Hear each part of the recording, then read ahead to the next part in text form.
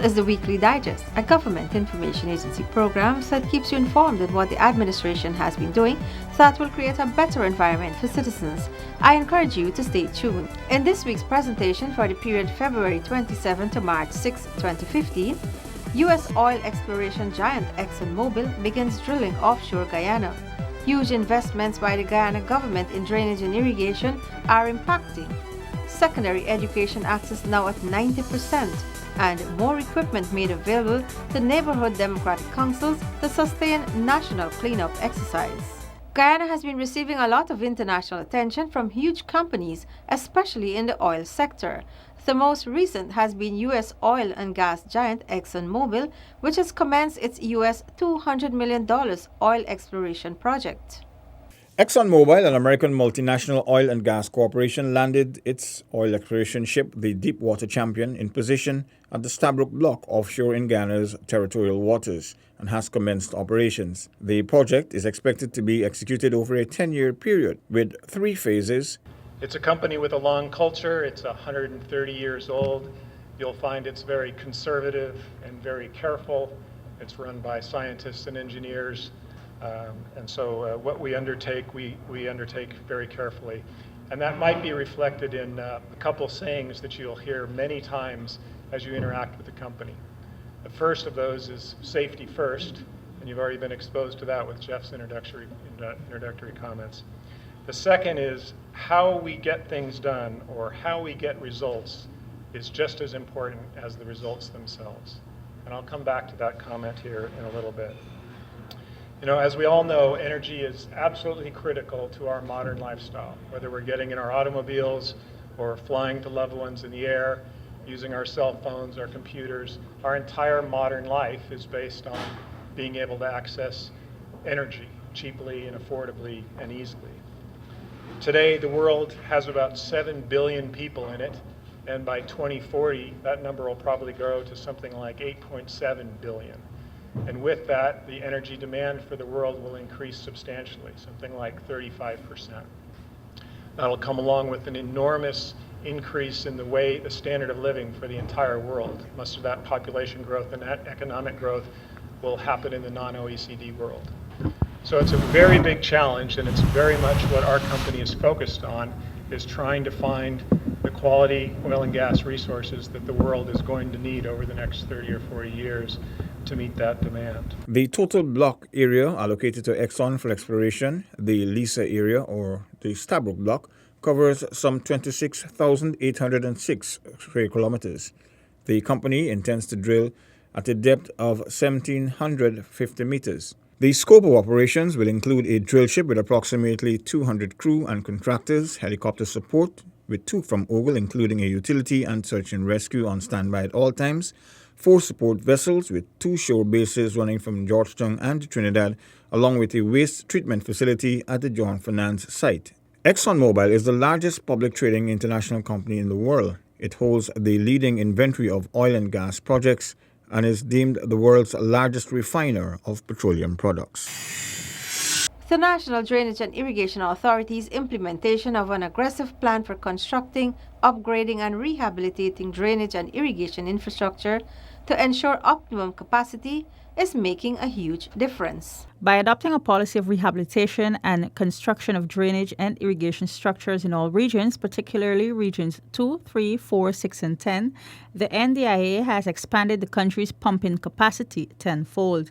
Recent interventions in Region 6 saw the resuscitation of the Rose Hall Pump Station, an initiative that is today giving critical support to residents and farmers in that and other surrounding communities. Other notable interventions have been the Potentia, Liliendal, Paradise, and Cane Grove pumps, among others.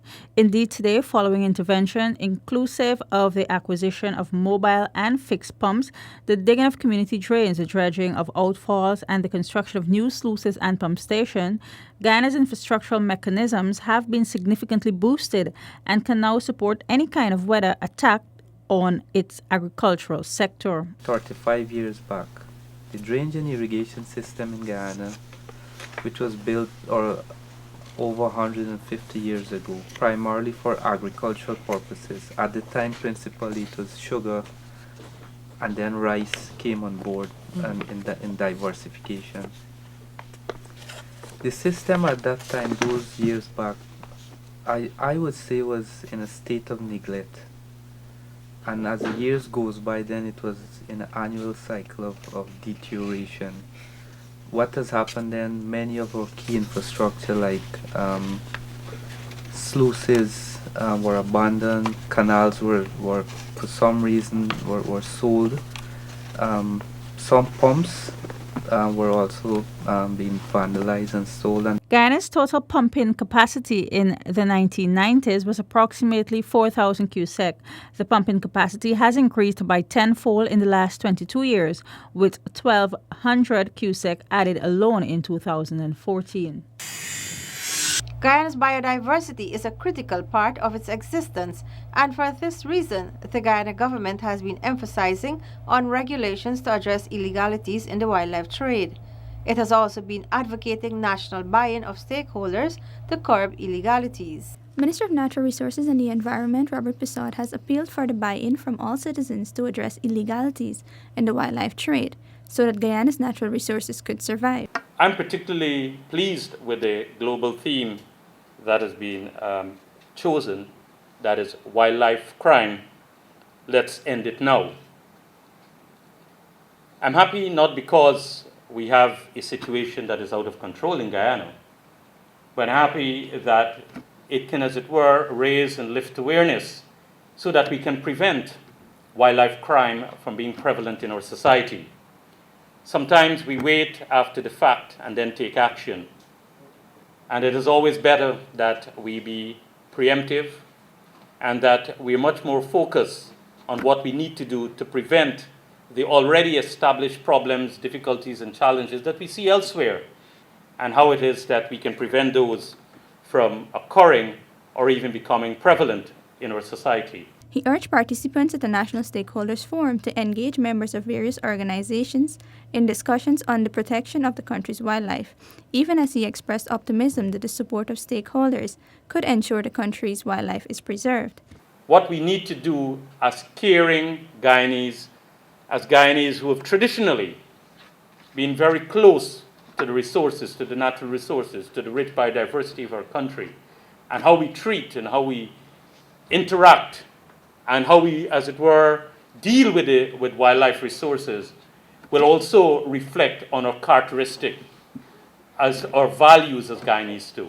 And it's very important. The Species Protection Regulation was launched in 1999. This regulation, along with the Wildlife Management and Conservation Regulations 2013, provides for the collection, hunting, sale, and possession of wildlife governed by international and domestic trade of wildlife respectively. To further strengthen the regulations and the management of the international wildlife trade, a wildlife import and export bill was also tabled in Parliament in 2014.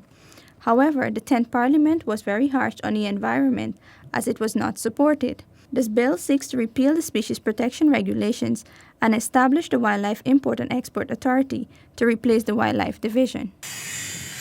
As the Millennium Development Goals 2015 deadline approaches, the government of Guyana held a workshop to analyze the challenges and successes of implementing the MDGs. Guyana has made tremendous progress towards achieving almost all of the Millennium Development Goals, MDGs, and as the 2015 deadline approaches, a workshop was held involving government officials and the relevant stakeholders to examine the successes and challenges which persist in relation to some of the goals. Time is, of course, no more, because 2015 is upon us. And we are, I think, rightly and justifiably to be judged regarding whether we have achieved or not achieved. For the greater part, I believe Guyana will find itself being judged favorably. For the greater part, I believe we will find that we have achieved much. But I would be the first to say that there are elements within the MDG framework, whether targets on their whole or sub-targets, sub-indicators within the targets, that remain elusive, whose attainment I think we have struggled somewhat to achieve. Guyana has already achieved MDG 2, Universal Primary Education, MDG 3, Gender Equality, and some of MDG 7, Environmental Sustainability Goals. However, there are some challenges with MDG 5, maternal health, for which an acceleration framework was published by government through the Health Ministry during the latter part of 2014. Particular MDG 5, the improvement of maternal health, which had one of the amber traffic lights, in fact it had two amber traffic lights against the two targets within MDG 5. And because of the presence of these two amber traffic lights against MDG 5, and in addition because of reasonably well documented instances and indeed high profile instances of adverse incidents in relation to maternal health, the Cabinet of Guyana took a conscious decision that MDG 5 would be the subject of special attention, as a result of which we engaged with the UNDP and received excellent support from the UN family of organizations in developing an MDG acceleration framework, what is known in the industry, I believe, as a MAF.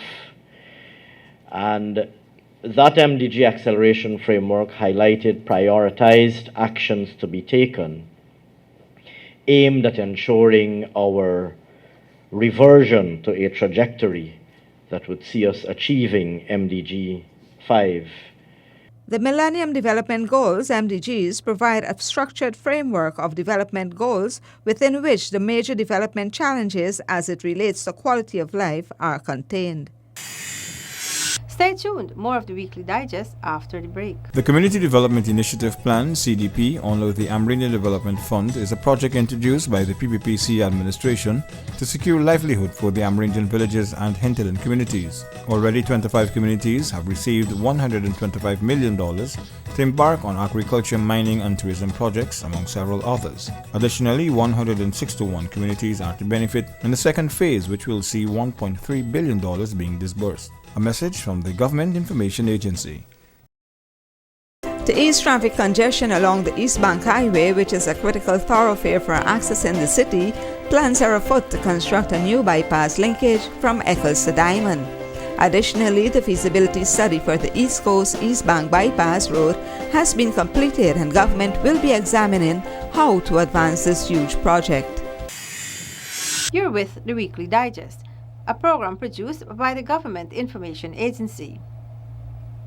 Guyana is well on its way towards achieving universal secondary education, one of the major Millennium Development Goals. Over the last 2 decades, secondary education access increased by 90%.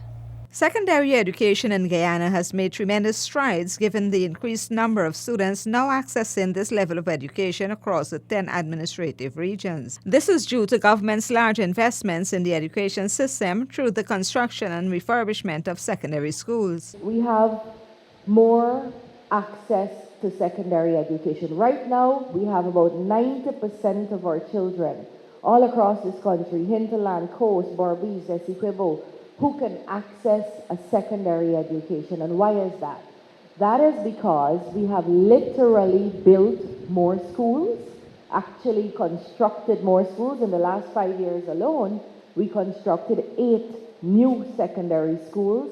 And that is also because we have provided more dormitory spaces for children who cannot go to school in their community but may need to travel to another community and live there during the term. According to Minister Manik Chand, 67,000 secondary-aged children are accessing secondary education. In the last 5 years, 8 new secondary schools were built and 31 primary tops were amalgamated.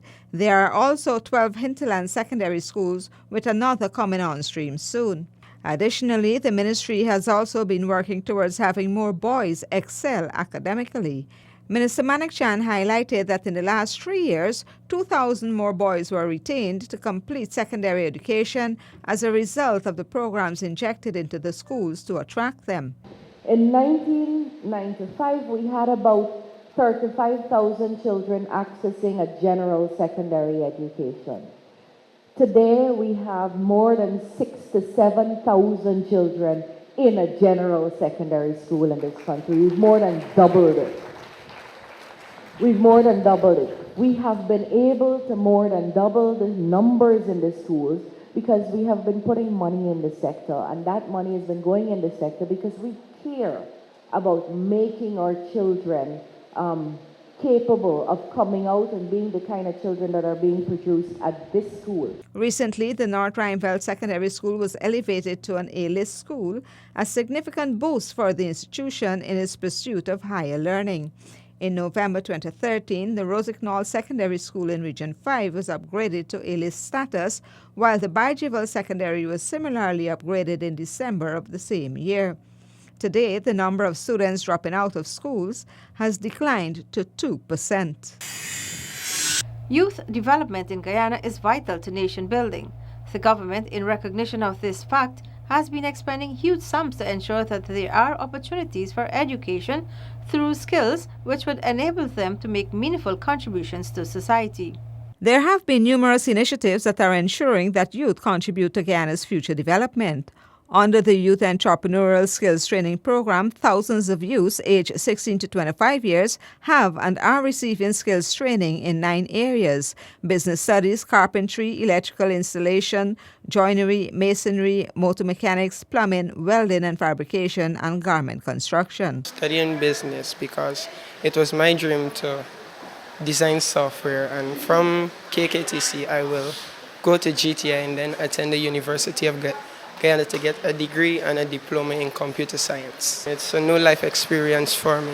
They teach you a lot of skills and a life lesson here at KKTC. Building is really fun. It's a nice thing to do. I've chosen it because I've always wanted to weld since I was like 11 years old. I've always found it attractive.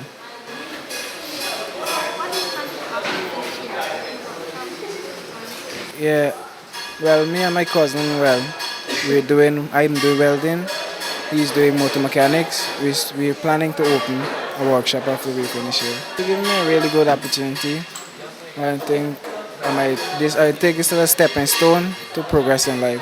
The program is accessed at the residential Kurukuru Training Center, Soosdijk Linden Highway, and the non-residential Sophia Training Center, Georgetown, the Smithfield Drop-In Center, Ryman's Irvin Center, New Amsterdam, and the New Opportunity Corps, Essequibo Coast. Meanwhile, under the Board of Industrial Training, a total of 2,736 persons were trained in various regions in 2014. Electricians, building construction workers, health services, IT, clerical, and forestry were among the disciplines pursued, while emphasis was placed on heavy-duty operators.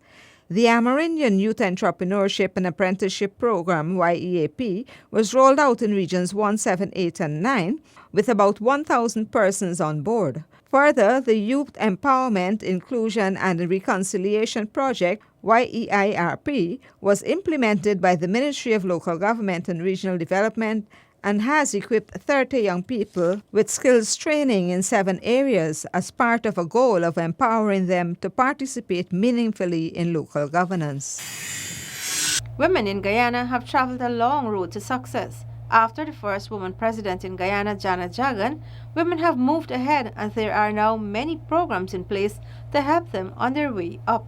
Guyana has scored high where women issues are concerned, with the percentage of women in parliament reaching 32. As such, due to the investment in women capital, Guyana was recently ranked 29th in the world and in the Caribbean. The only other country that is ahead is Grenada. That is, in terms of percentage composition in the National Assembly, with education being the key to success, government has over the years given it priority. I think there are a lot of opportunities available to women. They just need to align themselves and make full use of the opportunities. I think if we change our mindset and realize that being educated and independent is empowering us to do what we want and how we can do it, achieve our goals, then I think we can move forward as women in a better way. Women are afforded equal opportunities in Guyana as men. Single-parent women benefit from training to empower themselves and loans to start small business ventures. Meanwhile, with women's issues now in the forefront, this shows how much government values the empowerment of women. As it is, from this base, other things can fall into place. Many women who were once timid are now coming forward in areas where men only dominated. The support and inspiration from the PPPC administration has now seen many women making a difference in their own lives and for the country as a whole. In an effort to sustain the Clean Up My Country initiative, the Ministry of Local Government and Regional Development recently presented tractors, trailers, and bins to neighborhood democratic councils in regions 2, 3, 4, and 5 to aid in proper garbage disposal. The Ministry of Local Government and Regional Development handed over 5 tractors and trailers and a quantity of bins to the neighborhood democratic councils in Region 2, Pomeroon-Spanam. The tractors were procured at a cost of $4.43 million each, whilst the tractors cost $1.25 million. The bins, 5 each, bringing the total expense to government for this initiative in the region to $23.7 million. To assist NDCs, to assist municipalities to position themselves where they can sustain the Clean Up My Country program. Clean Up My Country is not a project. It's not simply a project. A project has a lifespan and it comes to an end. I want us to see Clean Up My Country as a program that must influence what we do in terms of maintaining a clean environment throughout our lifetimes. A similar initiative was conducted in Regions 3, 4, and 5. In Region 3, 12 65 HSP double-wheel drive tractors along with 12 Bison hydraulic lift trailers and 25 45-gallon bins were procured at a cost of some $70 million. These were given to 12 of the 14 NDCs. In Region 4, Demerara Mahaica, 3 tractors and trailers were handed over to 3 NDCs, along with 25 45-gallon bins. In Region 5, Mahaica Berbice, 7 65 HSP double-wheel drive tractors, along with 7 hydraulic lift trailers and 25 45-gallon bins were given to 10 neighborhood democratic councils. The Ministry of Local Government and Regional Development will soon be receiving a quantity of garbage bags, which will also be distributed to the various NDCs. During Cabinet's statutory meeting at the Office of the President on March 3, several issues of national concern were discussed. The media was subsequently briefed on Cabinet's deliberations. At its March 3 statutory meeting, Cabinet gave its no objection to contracts for the education, public works, housing and water, legal and health sectors.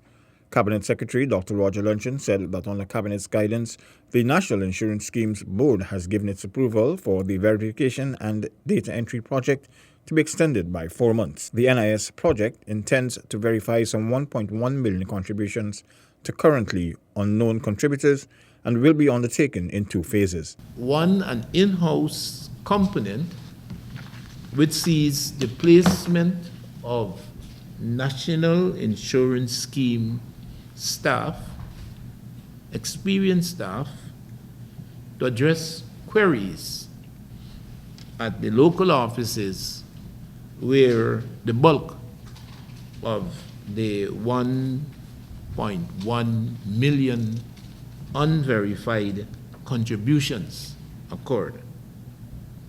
And the second component, the public awareness component, by which the scheme, on the Cabinet's guidance, will undertake a activity that commences on the 1st of April, notwithstanding it being All Fool's Day, but an activity that commences on the 1st of April,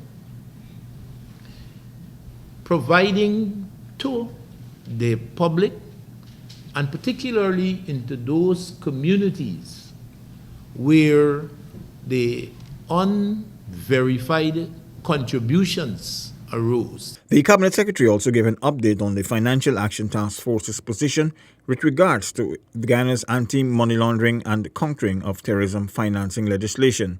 The FATF recently held a February plenary meeting in Paris, France, Guyana has completed an action plan to address the non-legislative issues required by the International Financial Oversight Body. Guyana was successful in advancing the case for its completion of those actions that were due by February. And on that basis, it was agreed that Guyana would not need to attend the February plenary at which that report would be tendered by our constituency, the Caribbean Financial Action Task Force. What that means today, post-February, is the next evaluation period for the action plan that arose during or subsequent to the targeted review is May 2015. It was also announced that Cabinet has moved to extend the Walter Rodney Commission of Inquiry, which was scheduled to end on March 31 to July 31. PNC party and government officials of that era who have survived to come forward voluntarily. The period to July the 31st, it is Cabinet's intention to see the end of the hearings and the completion and submission of the final report of the Walter Rodney Commission of Inquiry. Dr. Luncheon added that, as declared earlier by President Donald Ramotar, the dissolution of the 10th Parliament and the 10 regional democratic councils took effect from Saturday, 28 February 2015. The National Assembly Speaker, chairpersons, and vice chairpersons of the 10 RDCs will remain in office until the new president takes office following the upcoming elections on May 11. And with those features, we have come to the end of this edition of Weekly Digest. But before we go, here's a repeat of the highlights. U.S. oil exploration giant ExxonMobil begins drilling offshore Guyana. Huge investments by the Guyana government in drainage and irrigation are impacting. Secondary education access now at 90%. And more equipment made available to neighborhood democratic councils to sustain national cleanup exercise.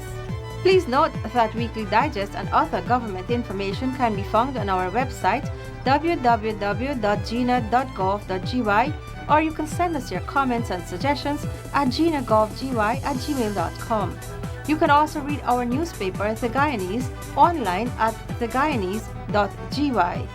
Join us again next week as we highlight more of the Guyana government's programs and policies that are aimed at enhancing the lives of citizens. I am Shanta Gobaran. Do have a safe week ahead. Goodbye.